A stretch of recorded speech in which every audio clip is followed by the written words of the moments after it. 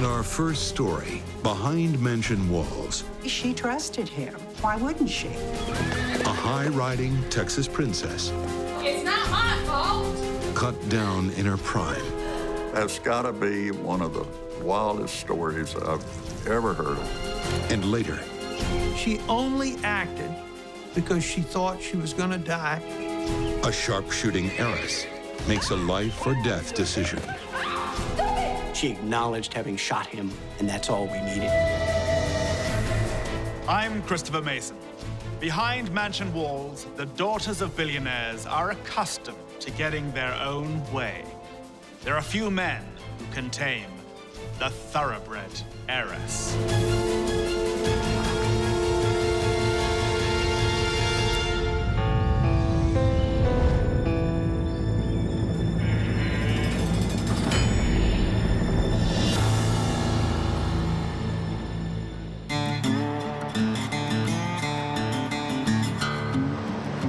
Houston, Texas.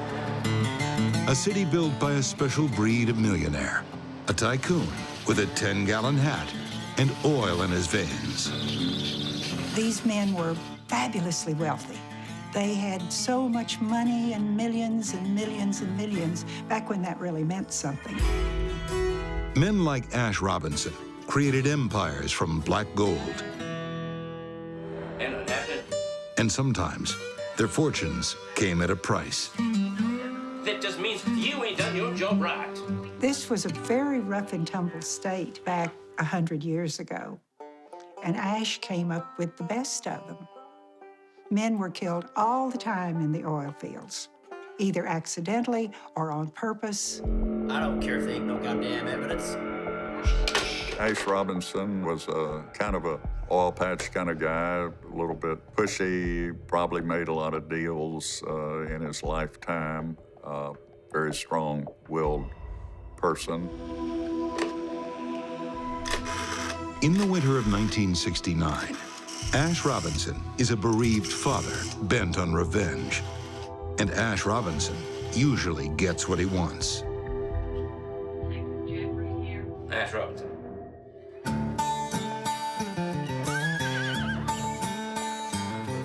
At horse shows across America in the mid-60s, Joan Robinson Hill is the standout, a world champion in the riding style known as Old English.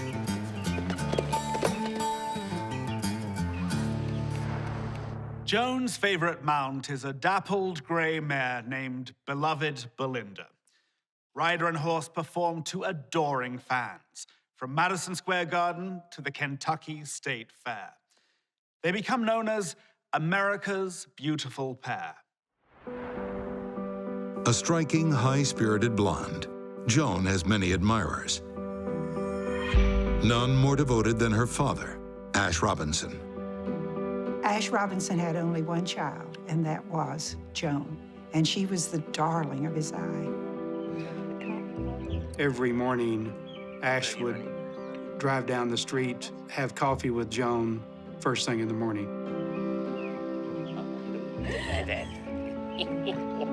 As close a father-daughter relationship as one could have.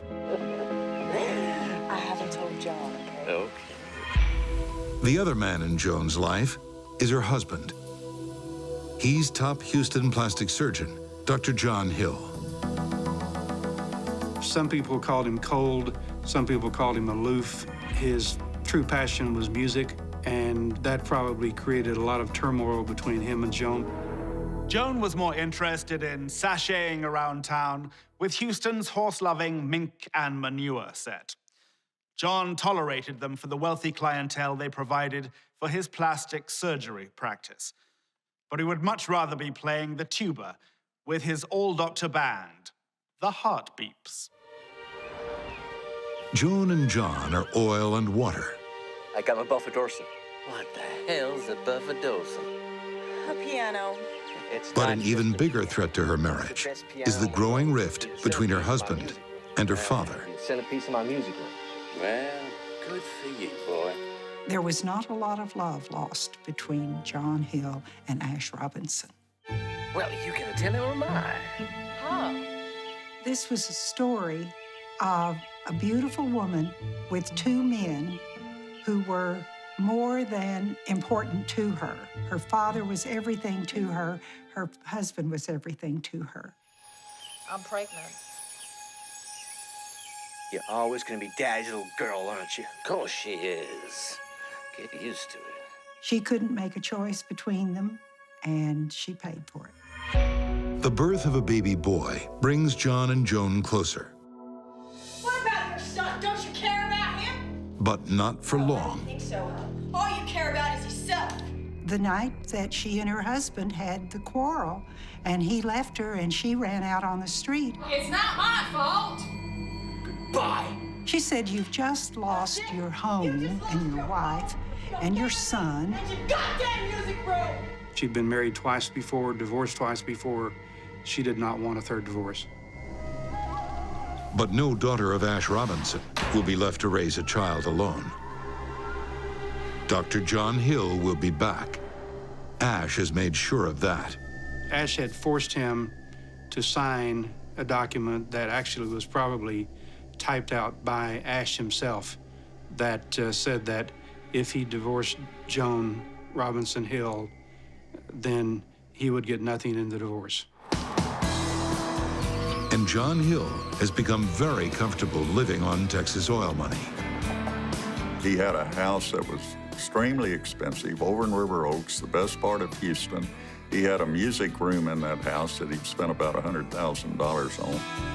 Dr. Hill's not willing to kiss that goodbye. I'm not gonna be the other woman, I told you that. Or his new mistress. Believe me, you are the only one. Ann Kurth was a beautiful, raven-haired woman, sassy, brash, sexy. But you're moving back in with your wife. That makes a lot of sense. It's only for a little while. I'm doing this so we have a future together.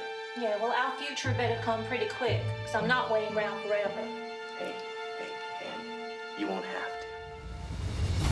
to. Ann Kurth won't have to wait. Within weeks, Joan Robinson Hill is struck down by a mystery illness. She was vomiting, she was having diarrhea, she was out of her mind. She was in misery, according to the other witnesses. Her husband, Dr. Hill, insists that he will care for her. There's no need for a hospital. It's pointed out to him time and time again that his poor wife is lying in bed and probably dying. Do something to help her. He was giving her shots. He was giving her medication. He was a doctor, and evidently she trusted him. Why wouldn't she? We need to go to the hospital. Despite the treatments, Joan's condition takes a turn for the worse. Do something for her. It was over a 3-day period, and she just went downhill and further downhill. And he kept saying, "Don't worry about it." Finally, Joan Hill's mother insisted he take her to the hospital. Just 15 minutes from home is the Texas Medical Center, a world-class facility with every diagnostic tool money could buy in 1969. But Dr. Hill drives straight past and takes his ailing wife to a much smaller medical center, almost twice as far away. It was too late. She was really on her deathbed with just a few hours to live at the time he finally took her to a hospital. Joan Robinson Hill had barely been ill a day in her life. Now, she is dead at 38. One day, Joan died, and the big mystery to this case was, why did she die? I don't care if there ain't no goddamn evidence. Ash Robinson doesn't know how his daughter died, but he has no doubt about who should be blamed. Well, I'm telling you, he's guilty. That SOB killed my daughter, and I want justice. Ash Robinson believed that John was responsible for his daughter's death from the moment she died. At the time of Joan Hill's death, Carol Vance was the district attorney of Harris County, right in Ash Robinson's line of fire. I met him. He came down to the office. He clearly wanted to see Joan Hill indicted for what he truly believed was a crime that had been committed on his daughter. Ash Robinson will not be denied. He wants another autopsy. To get that, he needs to exhume his daughter's body. Exhuming the body, they make a terrible discovery. Joan had already been exhumed once before. She'd been buried with a valuable ring on her finger, and 3 days after her funeral, Joan Hill ordered she be dug up so he could get it back. But 2 autopsies aren't enough to give Ash Robinson the medical proof he's chasing. The funeral home drained all the blood out of her body, so you could not get the chemistry that she needed from her body to make an intelligent decision as to exactly why she died. Ash Robinson won't take no for an answer. He commands his well-paid legal team to scour the law books until they find a path to justice. They discover the rare charge of murder by omission. That's killing by deliberate neglect. Only 4 people have ever been found guilty. The last in 1935. The district attorney decides to take on the case. And 2 months after Joan's death, Dr. Hill marries his mistress, Ann Kurth. The stage is set for the trial of the century. But if Houston high society thinks this feud will be settled at the courtroom, they've got another think coming. That's gotta be one of the wildest stories I've ever heard of, and I've seen plenty of wild stories.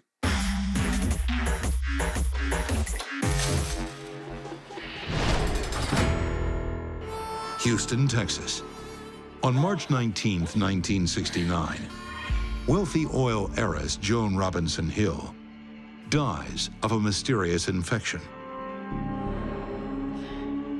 By March 1971, her husband, Dr. Joan Hill, is on trial, accused of an unusual crime, murder by omission. I don't care if there ain't no goddamn evidence. One man is hell-bent on finding Dr. Hill guilty, Joan's distraught father, Ash Robinson. He's guilty. That SOB killed my daughter, and I want justice. Ash Robinson is involved in this from the tips of his handmade boots to the top of his 10-gallon hat. He's an old-time Texas crude tycoon, and anyone who messes with his baby daughter is gonna pay for it, dead or alive. On the stand in the Houston courtroom is the prosecution's star witness, Believe me. Ann Kurth, Dr. Hill's new wife. He married Ann Kurth. After Joan Hill died, the marriage did not last long. Strangely, Dr. Hill and Ann have already separated. More amazing still is her reason why. What she said was somewhat bizarre, as were a lot of things that Ann Kurth said. What she said was that John and Ann Kurth were in the car. He pulled a needle out of his pocket and told her that, "I'm going to kill you like I killed my wife." A shocking claim. What are these? Made worse when Ann reveals what that needle supposedly contains. Just work stuff. Ann Kurth actually testified that John had been cooking up combinations of horrible things. Things like pus, scabs, and the bodily fluids of terminally ill patients, all bound for the belly of Joan Robinson Hill. Stunning Joan famously kept her weight at exactly 110 pounds. In the weeks before she died, her husband John took a sudden interest in her diet, plying Joan with delicious pastries he had specially prepared.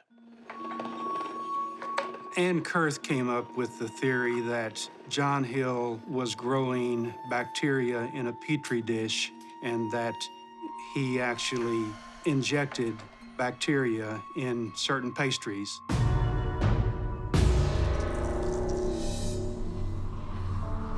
Ladies, case.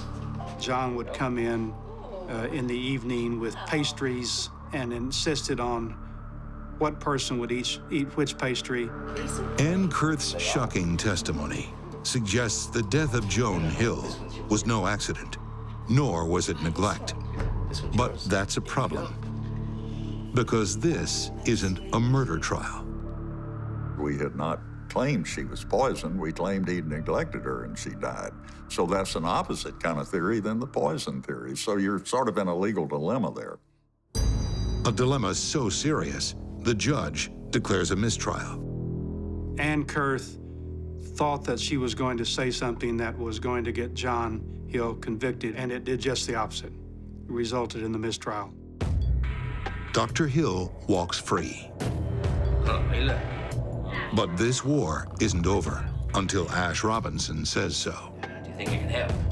I think Houston society was waiting for a gunfight at the OK Corral in front of the Houston Club. John Hill and Ash Robinson and walked together toward each other by drawing in the streets.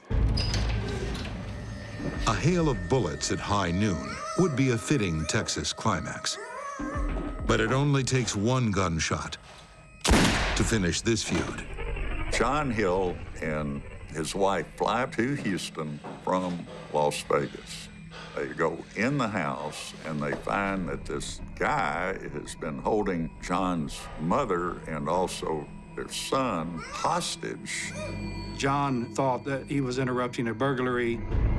And this fella shoots and kills John Hill on the spot inside the River Oaks home. Killed him instantly. Everyone knows you don't mess with Texas. And it seems Dr. Hill would have been better off not messing with Ash Robinson. Well, everybody thought, did Ash Robinson have this done? Well, we're Texas. You know, we settle our own problems in our own way. But gone are the days when sheriffs might turn a blind eye to Texas-style justice. And when a gun is found, cops think they're on the way to pinning the crime of murder on Ash. Police trace the murder weapon back to a doctor from East Texas. He doesn't know Dr. Joan Hill at all, but he's well acquainted with a prostitute named Marcia McKettrick. After she pays him a house call, he notices his pistol is missing. Now, why would she need a gun? Cornered, Miss McKittrick admits to involvement in the murder. Better yet, she names her boyfriend, Bobby Van Diver, as the shooter. And notorious Houston Madam Lilla Paulus is the one who commissioned the hit. Have you heard of Joan Robinson Hill? Lilla Paulus gave $5,000 to Marcia McKittrick to find somebody to kill John Hill. Marcia talked her pimp, who was also her boyfriend, into committing the murder. Ash Robinson, to what do I owe the pleasure? Cops are sure Lilla was hired by her old friend, Ash Robinson, but she won't rat him out. She could have saved herself a lot of time had she carried us back to Ash Robinson, but apparently she was just loyal and faithful to him and wasn't about to do that. Convicted of conspiracy to murder, Lilla Paulus goes down hard. 35 years in prison. She would not even talk about getting, say, a 10 or 15-year prison sentence or something like that in exchange for testifying against Ash Robinson. So we never broke that barrier. Ash Robinson. You wanted to kill Ash Robinson. And the gunman, Bobby Van Diver, goes on the run while awaiting trial. He's spotted by a police officer in an East Texas pool hall. Van Diver pulled his own gun. The police sergeant had no choice but to pull his gun, and he killed Bobby Van Diver there in the pool hall. So there goes one more piece of evidence that might have been able to eventually tie things back to Ash Robinson.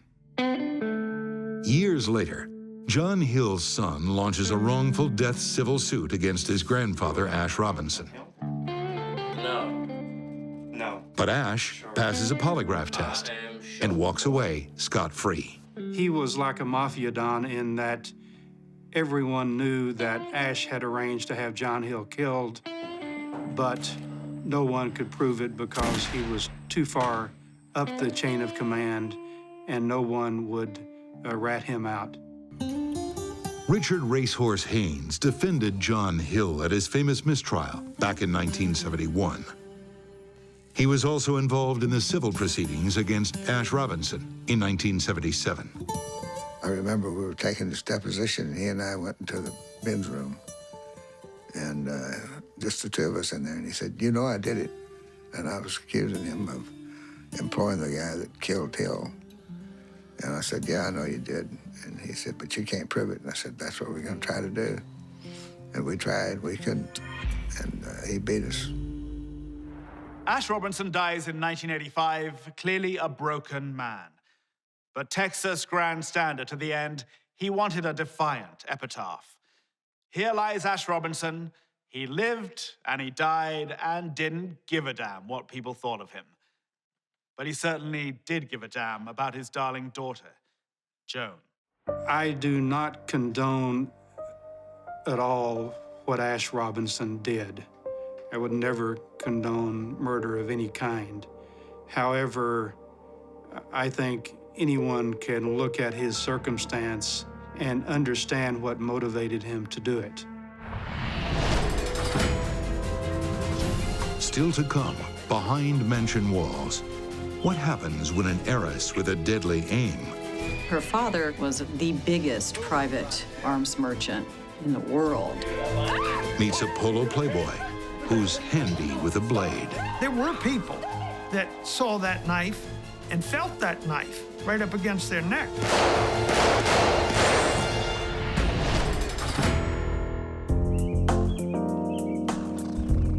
The rolling hills near Warrenton, Virginia, are known as horse country. It's a friendly community where everyone's welcome, as long as they've got $1 million or 10. We have mega wealthy people. We have wonderful family people, and it's a nice area to live in. Horse country Virginia is kind of famous in Washington, D.C. for as a getaway for people with a lot of money. A list of locals reads like the who's who of wealth in America. DuPonts, Kennedys, and Chryslers, to name a few. And with open countryside all around, the estates are vast. On racehorse breeder Paul Mellon's Rokeby farm, a private runway long enough to land a Boeing 737. But no one would dream of doing anything that noisy. It would shatter what the wealthy cherish most about country life.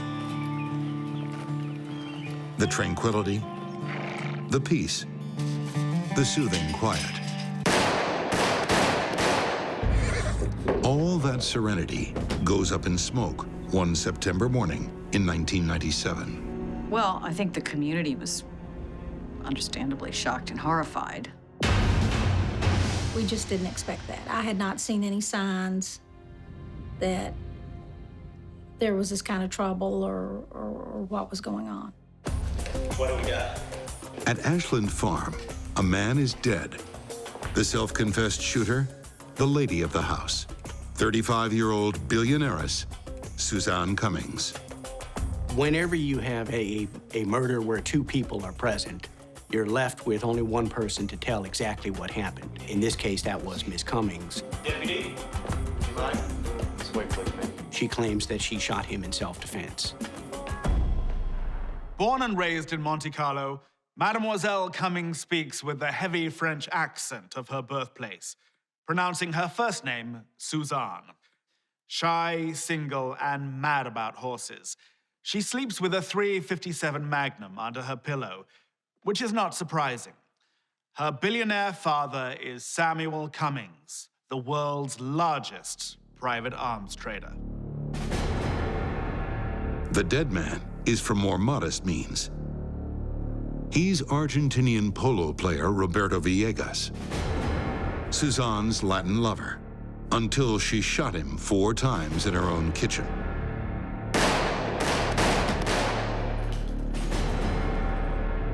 I never heard that there was a problem with their relationship. It was a 100% shock. No one could have predicted this, especially not from the quiet, gentle heiress. She and her sister lived in a massive 17th or 18th century mansion on a farm of many hundreds of acres, a horse farm in Virginia. I don't believe that she was known for entertaining, for participating in the social world down there. Suzanne, I would describe as quiet, very polite, soft-spoken, petite, certainly not outgoing, and if there was one thing that she put a great value on, that was her privacy. Polo is Suzanne's passion. 2 years before the shooting, she forms her own team of ponies. But good horses aren't worth a dime without good riders. And like caviar or champagne, the best polo players are imported. In horse country Virginia, Argentine polo players, or Argies, are like traveling superstars who can transform the fortunes of a local team. For those who can afford them, the Argies will play for your team, train your horses, and for the wealthy ladies, they might even throw in a few fringe benefits.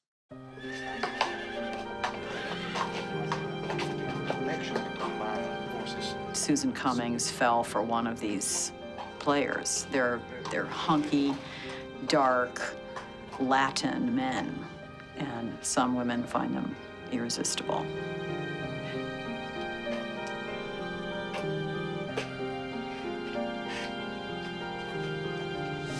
Suzanne isn't the first woman to fall under Roberto's spell. Women definitely loved Roberto, every age. He just was very charming personality. He was the classic Argentinian. Females were drawn to him. They were. A South American, Latino, Argentinian, gaucho, polo player. He was the whole package. Many assume Roberto is a wealthy playboy. But the truth is very different. Roberto was from a poor family. I'd see pictures of the family and where they lived and everything, so I could tell they weren't rich. They were poor. They were a poor family, and he would send money home. But now that Roberto finds himself riding tandem with a rich heiress, is it love that is driving him, or her money?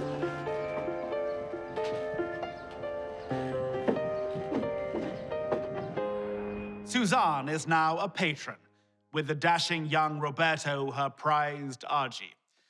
It's a relationship of mutual benefit, a romance that has the polo set a Twitter.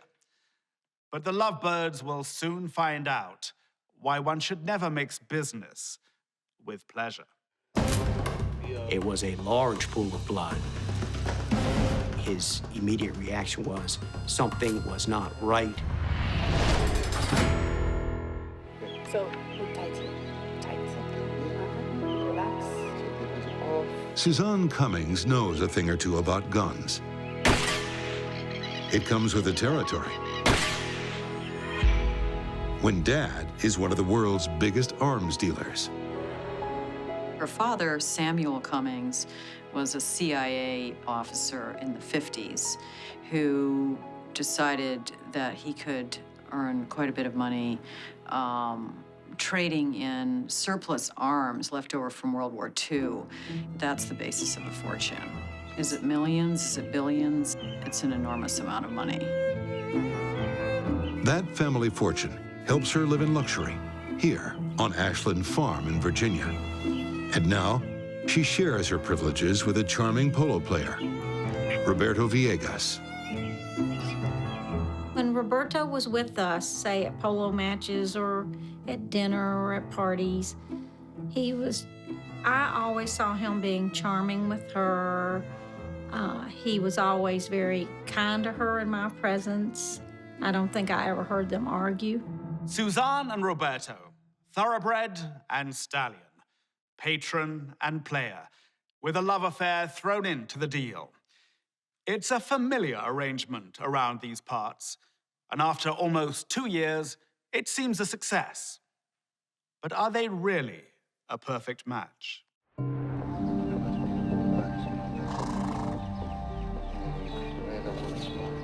In the summer of 1997, it appears that Suzanne and Roberto's honeymoon is over. Roberto was a ladies' man, very good looking. He didn't just attract Susan, he attracted other women. I want you to get your belongings. Women did love Roberto. But I will tell you that there was a dark side of Roberto that I learned about that was never seen in public and never seen by people at the polo stadium or at the parties. Got very, very angry. He was very threatening. Suzanne claims Roberto became increasingly violent. Fearing for her safety, she decides to take action. On August 20th, 1997, Suzanne goes to local police and tells them Roberto threatened her. It isn't the first time Roberto has been reported. 2 years earlier, his previous lover also told police she was afraid of him. Suzanne schedules a second meeting with the sergeant for 2 weeks later, but it will never happen.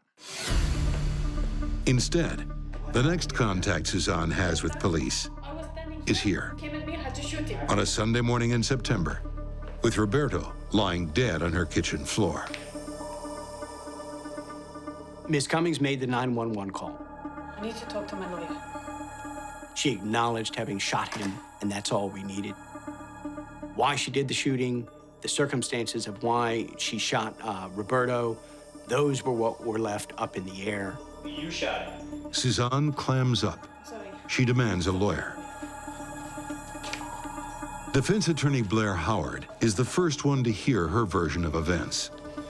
Her story from the outset was one of fright, terror, self-defense. She only acted because she thought she was going to die. This man had attacked her with a knife. There was never any question in her mind he was going to kill her.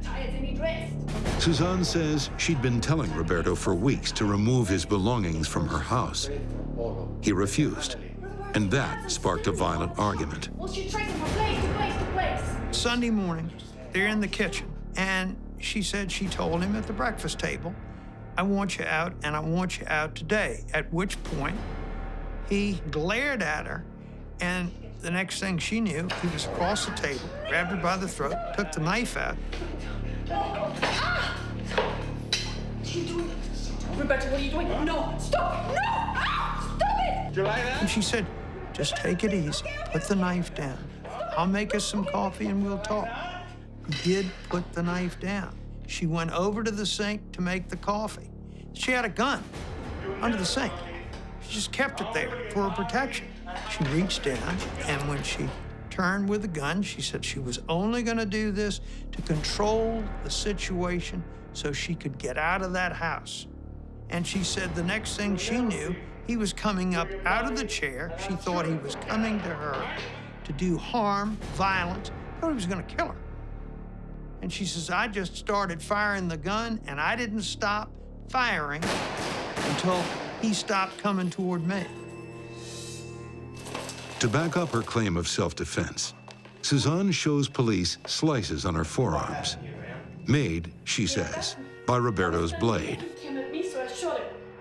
Suzanne is remarkably level-headed for a woman who just shot and killed her lover. And why would she consult with her lawyer before talking to police? The blood drippings on the chair, which convinced us that he had been shot 4 times while seated. All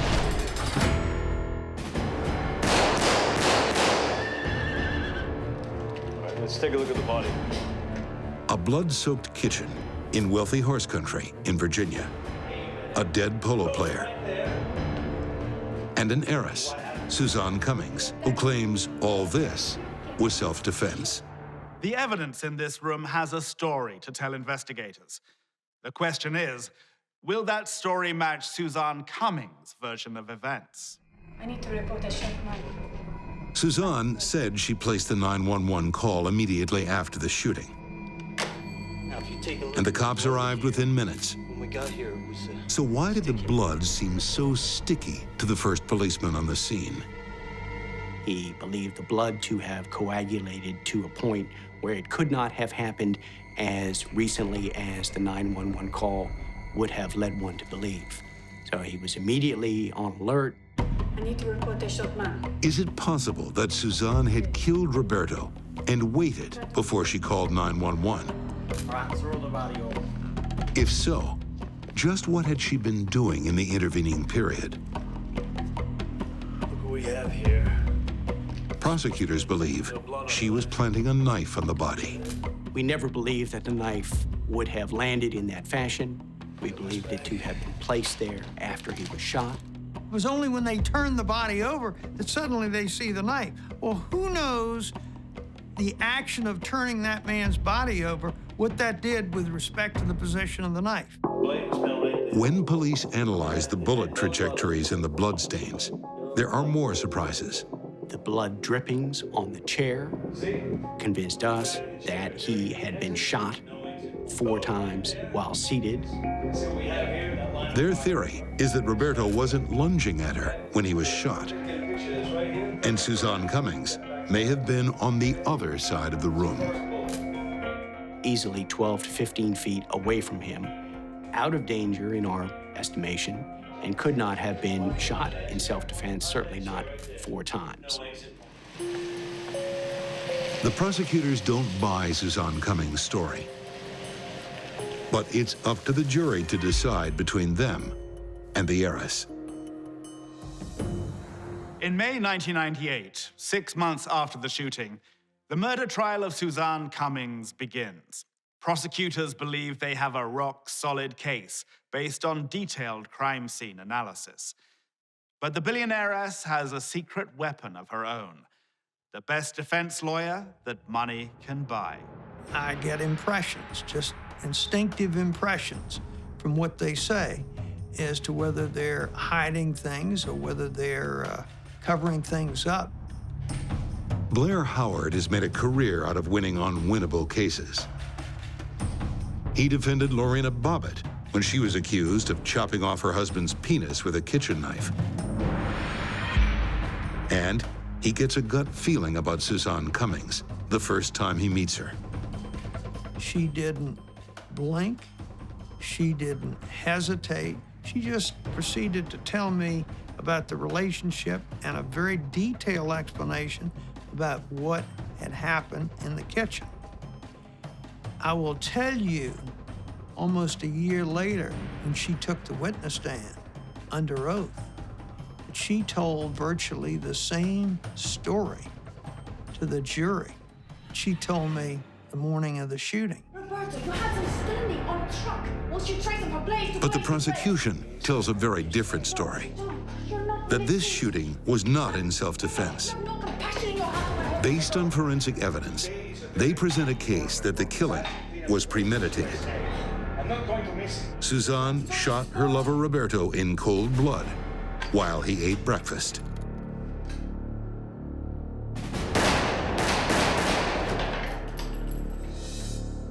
Afterwards, they claim she planted the knife on the body to make it look like self-defense. But more damaging to the prosecution's case are the witnesses from Roberto's past. He was no stranger to a knife. There were people that saw that knife and felt that knife right up against their neck. The women who testified about assaultive behavior, violent sexual behavior directed at them by Roberto Villegas. I will put a bullet through your head. If these other witnesses were telling the truth, he had the capability of anger, He had the capability of violence. You ready for some polo today? Huh? The portrait of a violent tyrant, painted by the defense, is unrecognizable to many who knew Roberto Villegas well. There you go. Like fellow polo players, Travis and Susie Worsham. Still got it in you? You got your ears back. I've never seen any tendency towards him having any violence whatsoever. And polo was a violent game. Never saw him lose his temper in a match. Never saw him hold a knife to anybody or even pull a knife.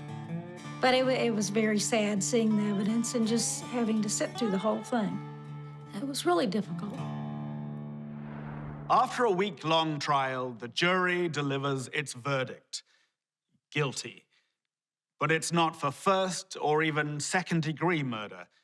Suzanne Cummings is convicted of voluntary manslaughter and sentenced to just 60 days in prison. Shoplifters have been given harsher sentences. The question of why the jury returned a verdict of guilty of manslaughter is one I will never be able to answer. No one but those jurors could answer that question. I believe that the jury said amongst themselves that we have to find her guilty of something and there should be a consequence.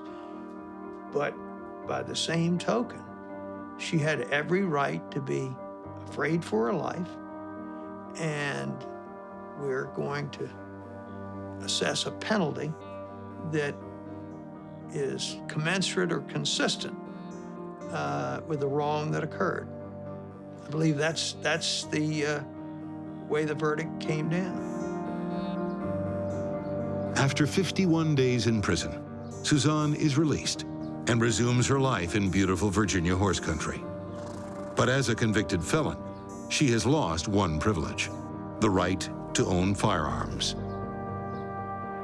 The entire polo community of Fauquier County turned out for the funeral of their beloved star player, Roberto Villegas. At an open casket viewing, Roberto was laid out in his polo outfit for a match he'll never get to play. Today, family, friends, and teammates still mourn the loss. I guess if I saw Roberto again, first thing I'd say is, we all really love you. And then I guess the next thing I would ask him, what in the heck were you doing with Suzanne?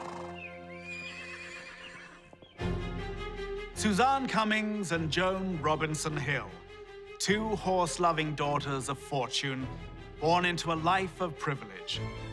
They dabbled in love, but their romances turned tragic. As young girls on their ponies, life seemed to hold such promise. But the story of the thoroughbred heiress is no fairy tale. Till next we meet, behind mansion walls, I'm Christopher Mason.